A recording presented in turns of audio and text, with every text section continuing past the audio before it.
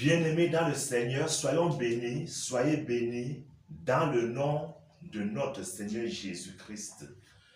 Bienvenue donc à Canal Vérité et Vie, qui est votre site web, couplé de votre chaîne YouTube, pour votre édification, pour votre sanctification, pour votre équipement spirituel. Dans tous les cas, il est dit, vous connaîtrez la vérité et la vérité vous affranchira. C'est ce que le Seigneur a dit. Aujourd'hui donc, nous allons continuer ce que nous avons commencé la dernière fois. La puissance de l'œuvre de la croix. Et spécialement aujourd'hui, nous allons insister sur la dimension restauration de l'âme.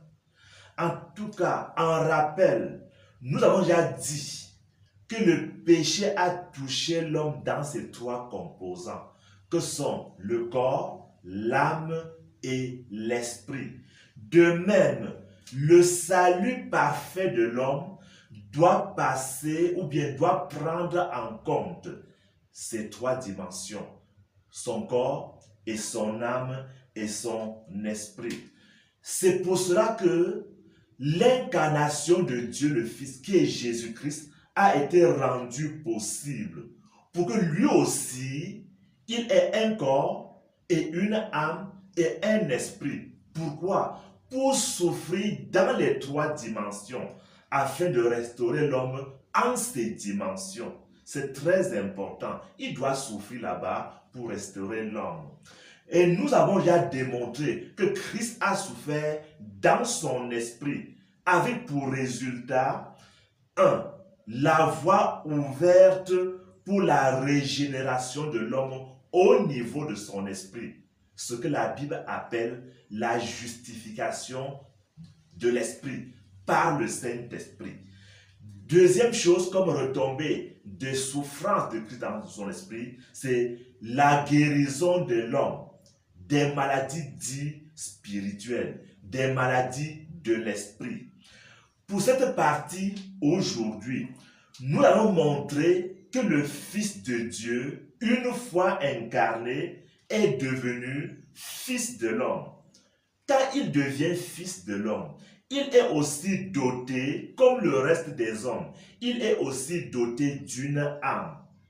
Et donc, parce qu'il a une âme comme toi et moi, comme vous et moi, il va donc être attaqué au niveau de son âme, avec pour but la restauration des âmes des hommes. C'est pour cela qu'il nous faut nous attarder sur cette dimension. Ainsi donc, pour cette partie, il est important de rappeler les compartiments de l'âme. L'âme a deux compartiments. Il y a l'intériorité réflexive, constituée de l'intellect, de la volonté et de la mémoire. Il y a l'intériorité psychique, constituée des émotions, constituée des sentiments, constituée des sensations. Avant que le péché n'arrive, les 6 compartiments de l'âme fonctionnaient en parfait équilibre. L'homme recevait de Dieu, par son esprit et par l'esprit de Dieu, les données et les orientations qui doivent être implémentées au niveau de son âme, réalisées au niveau de son âme, et le corps réagissait. Mais après le péché, un désordre total s'est installé en l'homme, au niveau de son âme. Et on va dire, l'âme a été corrompue. Je vous rappelle que parce que l'âme a été corrompue, l'intellect ou l'intelligence qui est logée dans l'âme a été totalement réduit. Tant et si bien que l'homme d'aujourd'hui ne réfléchit pas au top niveau, il a été réduit au niveau de son intellect. Deuxième chose, la mémoire de l'homme a été sabotée et est venue à l'existence d'autres réalités telles que le subconscient, telles que l'inconscient. Avant, c'est des données qui n'existaient pas. Autre chose, toujours au niveau de l'âme. La volonté se situe au niveau de l'âme. La volonté de l'homme a été aussi sabotée. Et elle est devenue trop puissante. Si bien qu'aujourd'hui, la volonté d'un homme passe au-dessus de la volonté de Dieu. C'est pour cela que Paul va dire quelque part, le bien que je veux faire, je ne parviens pas à faire. Le mal que je ne veux pas faire, c'est ça que je fais. Parce qu'une autre réalité a pris place en l'homme. Il va finir par dire, misérable que je suis, qui me délivrera de ce corps de mort? Autre chose, les émotions de l'homme ont été totalement bafouillées, sapées. C'est pour ça que les émotions prennent le dessus. La colère, l'envie, les jalousies, c'est des compartiments qui sortent de l'homme, de l'âme de l'homme. C'est des données qui viennent de l'homme et ça le surplombe, ça l'écrase et il ne se contrôle plus au niveau de ses émotions, au niveau de ses sentiments, au niveau de ses sensations. C'est pour cela que Christ doit aussi souffrir dans son âme en vue de la restauration de l'âme de l'homme. Or, parce que tout ceci a été saboté, beaucoup de choses ont pris place dans l'âme de l'homme. Il y a les complexes de supériorité qu'on appelle orgueil ou les complexes d'infériorité. Il y a donc des gens qui se sentent supérieurs aux autres ou qui se sentent inférieurs aux autres. Il y a la tristesse, il y a l'angoisse, il y a l'anxiété, il y a l'instabilité émotionnelle, il y a la colère, il y a l'irritabilité, il y a la jalousie, il y a l'oubli. Tout ceci est au niveau de l'âme. Tout ceci, c'est le désordre créé. Il y a les dépendants de toutes sortes, qu'on appelle obsession. Il y a la dépression, il y a le stress, l'amertume, la peur, les blessures émotionnelles, le suicide. C'est autant de choses qui sortent d'une âme déboussolée.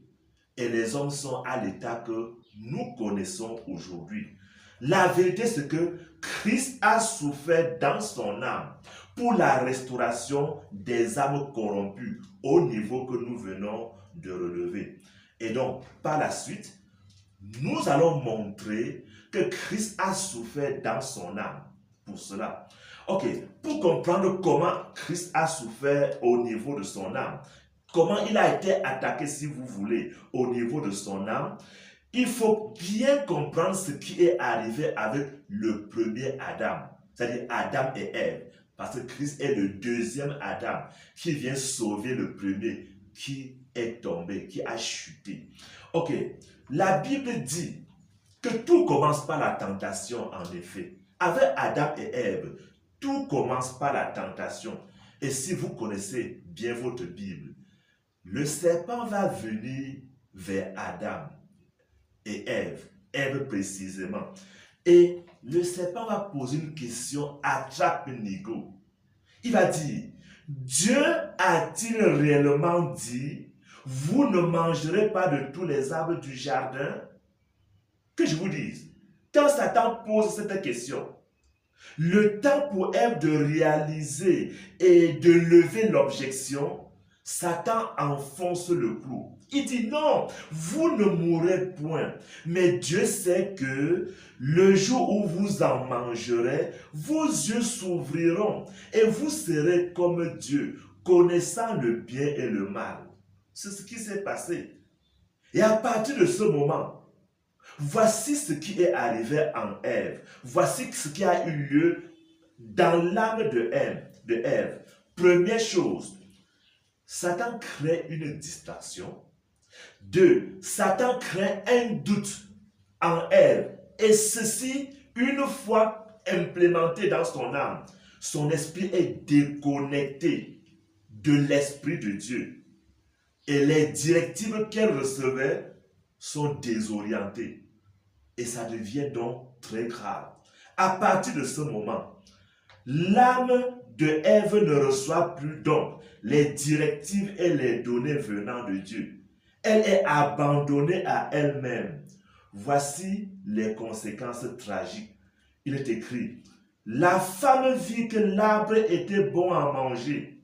Ça, c'est la convoitise de la chair. Le corps, qui n'était qu'un exécutant, a désormais un ordre à donner, les désirs de la chair. 2. La femme vit que l'arbre était agréable à la vue. Cela s'appelle convoitise des yeux. 3. La femme vit qu'il était précieux pour ouvrir l'intelligence. C'est ce qu'on appelle l'orgueil de la vue, de la vie, l'orgueil de la vie.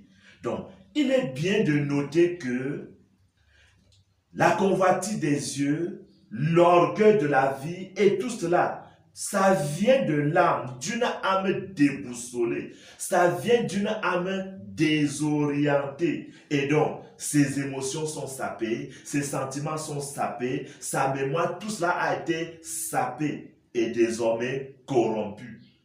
Et si on laisse un homme dans ce pareil état, il ira en enfer. Bon à savoir, Christ lui aussi a été tenté exactement de la même manière que Adam et Ève. Mais la bonne nouvelle, c'est qu'il n'est pas tombé. Il a remporté la victoire là où Ève a échoué. Donc, au début de son ministère, je vous le rappelle, au début de son ministère, il nous a dit que Jésus a prié, il a jeûné 40 jours et 40 nuits. Et comme avec Ève, le tentateur s'est aussi approché avec la tentation. Et il est écrit, il vient dire à Jésus, si tu es fils de Dieu, ordonne que ces pierres deviennent de pain. Cela doit nous rappeler ce qui s'est passé avec Ève. Dieu a-t-il réellement dit, il va dire à Jésus, si tu es fils de Dieu, alors ordonne que ces pierres deviennent de pain. Ça, c'est une volonté manifeste de Satan, de réveiller en Jésus la convoitise de la chair. Sachant qu'en tant qu'homme, fils de l'homme, il vient de sortir d'un long jeûne et par conséquent, il a faim. Et s'il a faim, la tentation est grande. La tentation de changer la pierre en pain et d'assouvir le besoin présent. Il pourrait le faire. Ok, autre chose. Le diable va le transporter sur une montagne très élevée et lui montrer tous les royaumes du monde et leur gloire. Il va dire, je te donnerai toutes ces choses si tu te prosternes et m'adores. Volonté manifeste de Satan de réveiller en Jésus la convoitise des yeux. Ça, c'est très important de le dire. Jésus va relever comme nous le savons. Il va remporter la victoire sur Satan comme nous le savons. On dit, le diable va le transporter dans la ville sainte et le placer sur le haut du temple. Il va dire, jette-toi en bas, car il est écrit, il donnera des ordres à ses anges à ton sujet et ils te porteront sur les mains, de peur que ton pied ne heurte contre une pierre. Volonté manifeste de réveiller en Jésus l'orgueil de la vie.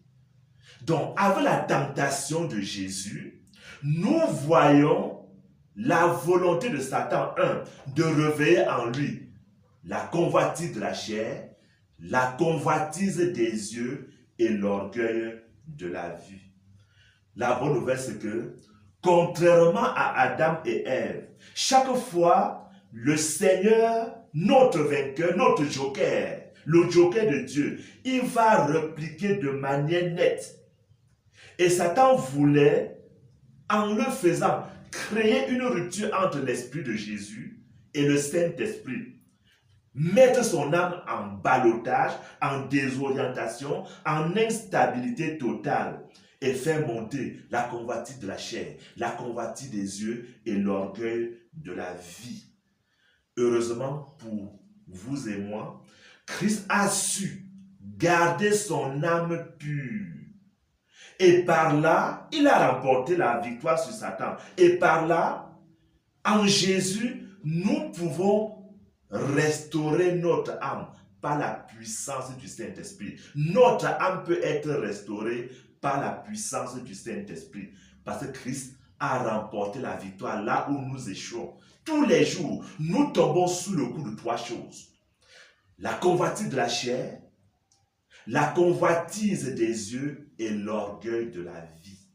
Tous les jours, nous tombons là. Et tout ça, ça monte au niveau de notre âme. Là où nous échouons, gloire à Dieu, Christ a remporté la victoire pour que nous soyons restaurés au niveau de notre âme. Que je vous dise, l'évangéliste Luc va dire, après les trois tentations de Jésus, le diable va le quitter pour attendre un autre moment favorable. Mais effectivement, ce moment favorable est arrivé. Si nous lisons Matthieu le chapitre 16, versets 13 à 23, là, nous trouvons une autre attaque de Satan pour le déconnecter de l'Esprit de Dieu et pour faire monter dans son âme l'orgueil de la vie. On dit dans ce texte-là, dans Matthieu chapitre 16, Jésus arrive quelque part. Il va dire à ses disciples, qui dit-on? Que dit-on de moi? Vous qui allez en ville, qui dit-on que je suis? Et les disciples vont répliquer, certains disent que tu es Élie, d'autres disent que tu es Jean-Baptiste, d'autres que tu es un prophète.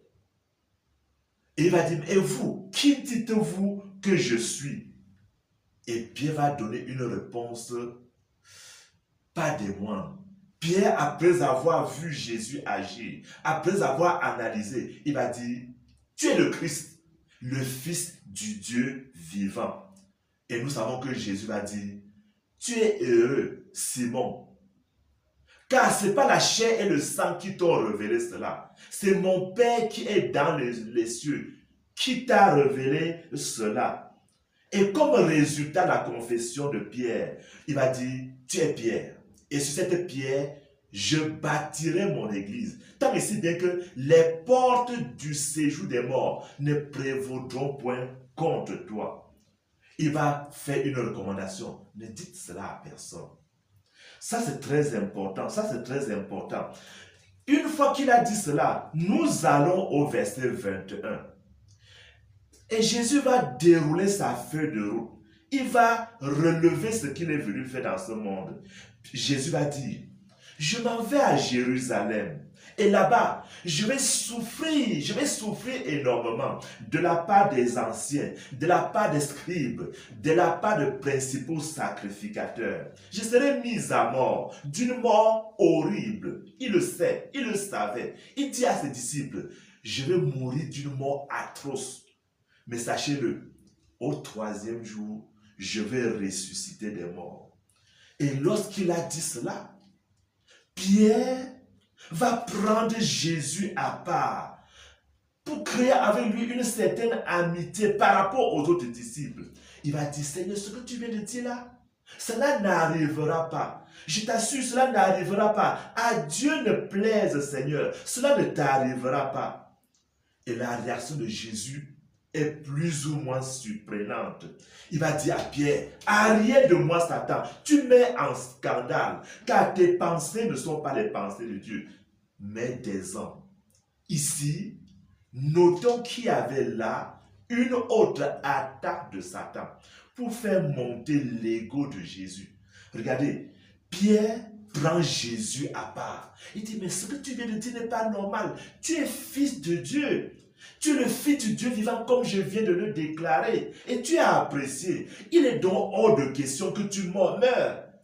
Encore moins que tu meurs d'une mort vulgaire, d'une mort horrible. Les fils de Dieu comme toi ne peuvent pas mourir d'une manière horrible. Seigneur, cela ne t'arrivera pas. On ne peut pas se le permettre. Il va me dire qu'avec mon épée, Jésus, je vais te défendre. Notons que c'est une volonté de Satan de faire monter l'ego de Jésus. Ça, c'est pour faire monter ces choses au niveau de son âme. La chose que je vais noter, non seulement Satan veut faire monter l'orgueil de la vie de Jésus, en Jésus, l'orgueil de la vie en Jésus, ce qui n'a pas pu en effet. La deuxième chose, c'est que c'est une attaque terrible à la mission de Jésus.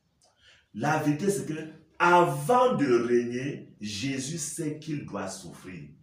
Il sait qu'il doit d'abord souffrir pour revenir plus tard avant de régner. Et si maintenant, Satan arrête cette mission et veut directement que Jésus règne, vous comprenez que c'est très très très grave. C'est pour ça que Pierre a dit, tu ne mourras pas, encore moins d'une mort horrible. C'est une attaque à la mission de Jésus. Satan a voulu le faire pour court-circuiter sa mission. Nous allons prendre un autre exemple. C'est dit dans Jean chapitre 6, versets 1 à 15. Jésus, dans ce texte, par compassion pour le peuple qu'il est venu sauver, il va les voir un jour errant, vagabondant, affamés. Et pendant que les disciples vont dire, non, Père, Seigneur, renvoie-les en ville pour qu'ils s'achètent des choses à manger. Jésus a dit, ok, donnez-leur vous-même à manger. Et le faisant, il a opéré un miracle. Il y avait quelque part 5 pains et 2 poissons. Et Jésus va opérer le miracle, tant et si bien que cette multitude va manger et être rassasiée. Ce qu'il ne faut pas oublier, c'est qu'après que 5000 personnes ont mangé et se sont rassasiées, directement, il est revenu quelque chose. Ils ont voulu l'enlever pour aller directement le couronner roi. Et la Bible a dit, Jésus, quand il a su, il a fui, il a glissé au milieu de nous deux pour aller se cacher dans les montagnes. Une fois de plus. C'était une attaque de Satan, une volonté de Satan de faire monter en Jésus l'orgueil de la vie. Là où Jésus a réussi, bien de fois nous échouons. Chaque fois que Satan vient nous élever, il le fait et nous oublions que c'est pour notre perte. Nous oublions très vite que c'est pour nous noyer. Et bien de fois, nous nous élevons. Les hommes nous élèvent. La société nous élève. Et nous perdons beaucoup de choses. L'orgueil de la vie monte en nous.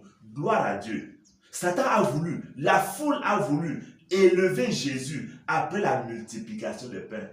Gloire à Dieu, il a su et il a glissé pour se cacher.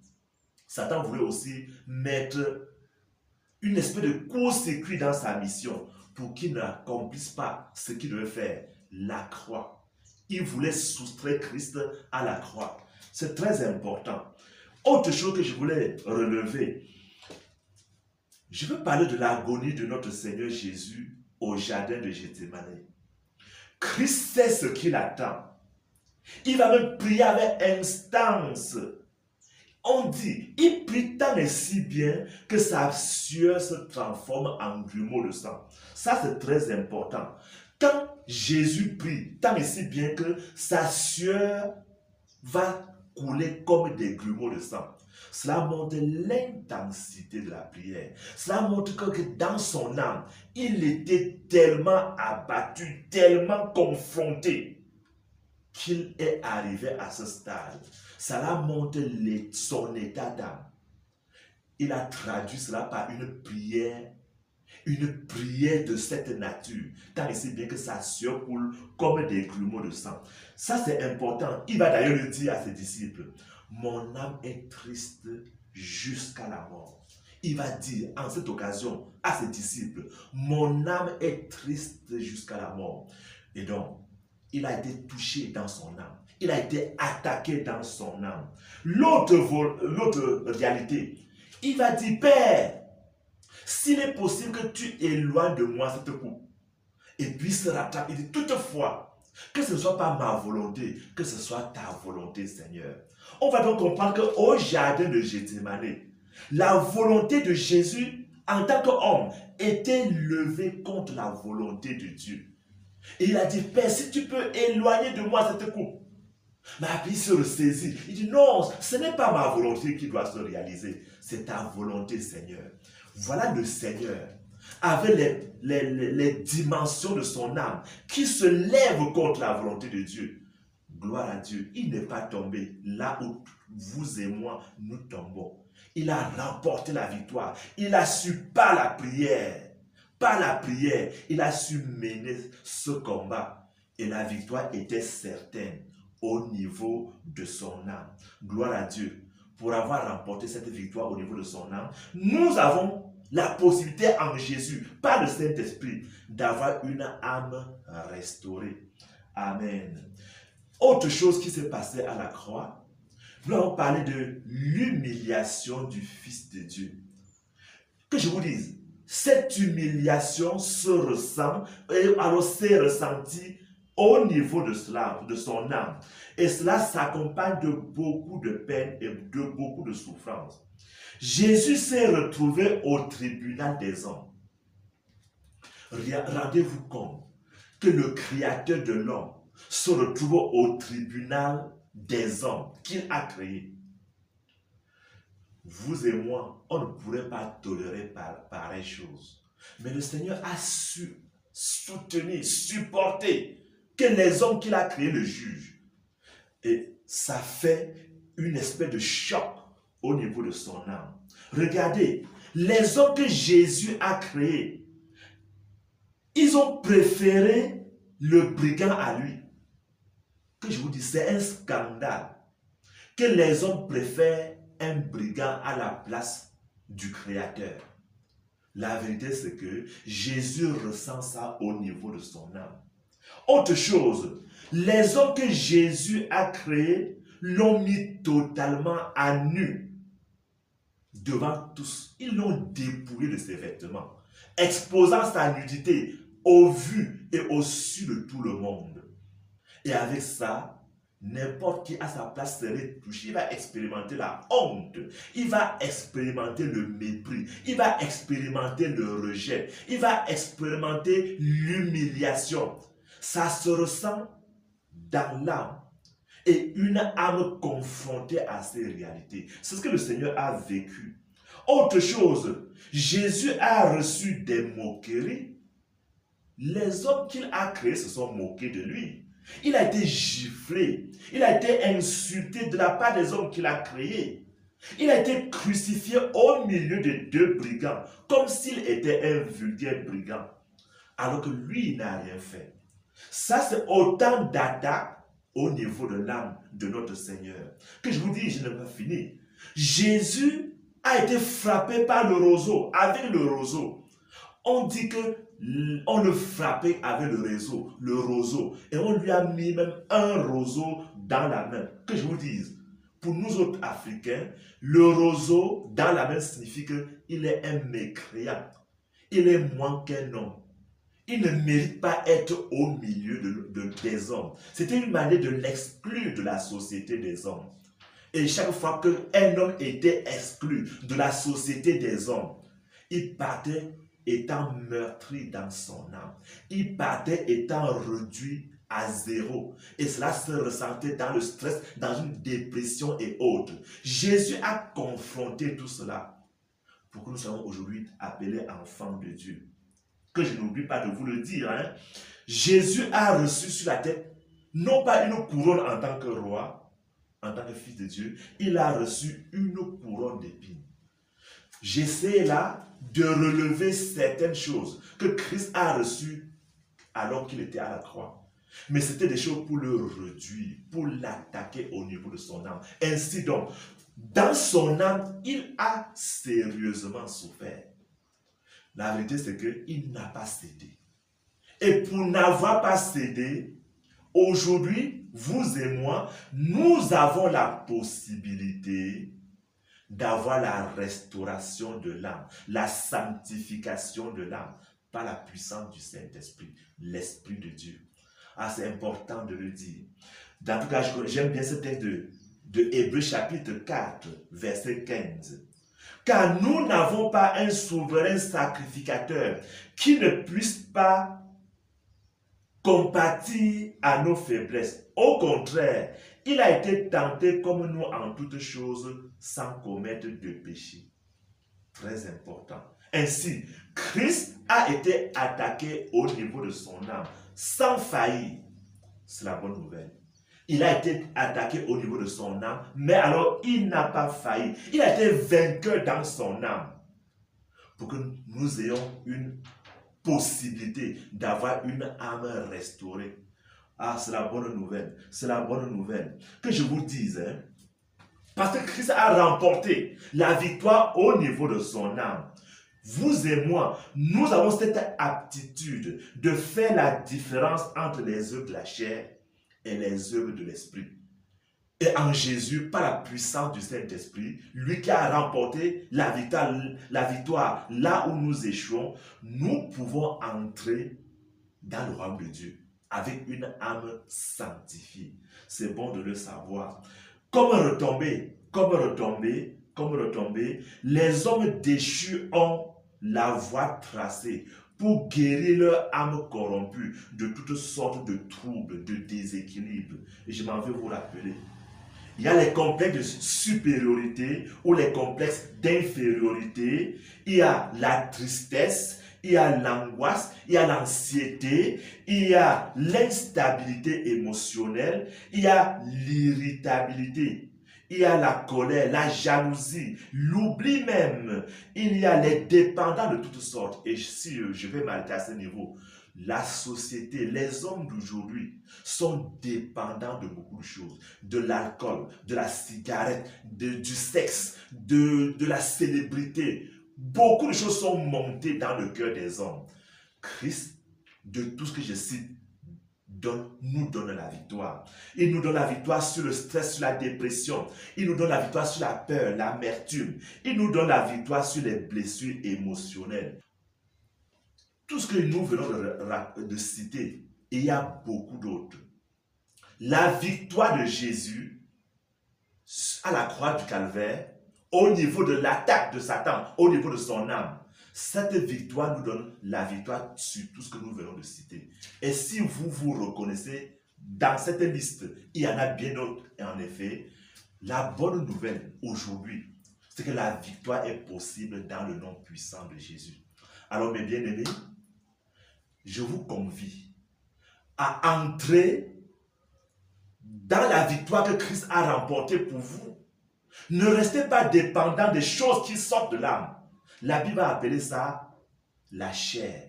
La chair, c'est quoi? C'est la source du mal qui s'est installée en nous, en l'homme, dès lors que son esprit a été déconnecté du Saint-Esprit. Et la chair nous donne tellement du fil à retordre. Nos émotions, nos sensations, nos humeurs ne sont pas selon la volonté de Dieu.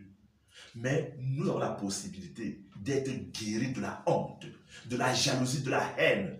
Or, je le dis pour que tu saches que tu ne dois plus rester dépendant de ces choses. Mais tu as la victoire est possible dans le nom puissant de Jésus. Autre chose, les hommes sont malades de toutes sortes d'obsessions. Il faut être dépendant de l'alcool, de la cigarette, des drogues, du sexe et de la célébrité et beaucoup de choses. Les hommes d'aujourd'hui sont dépendants de beaucoup de choses. Et ça sort d'une âme déboussolée. La dépendance, c'est le résultat d'une âme déboussolée. La bonne nouvelle, c'est que Christ a la victoire. Et cette victoire, nous pouvons nous l'approprier. Comment? En étant en Jésus.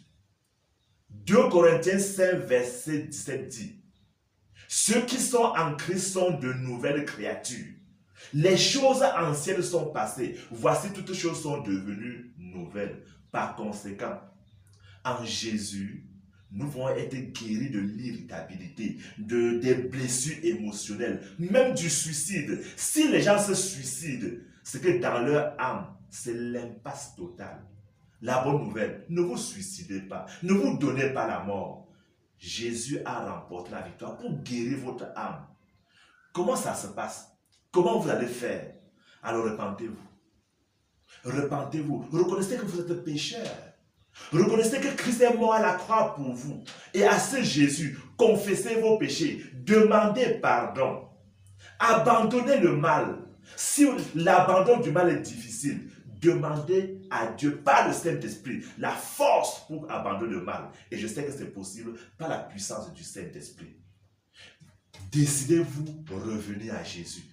Si vous avez pris conscience que vous étiez éloigné de Dieu, revenez à Dieu par une vraie confession, en lui demandant pardon. Décidez-vous de ne plus tomber dans le mal. Décidez-vous d'être une nouvelle personne.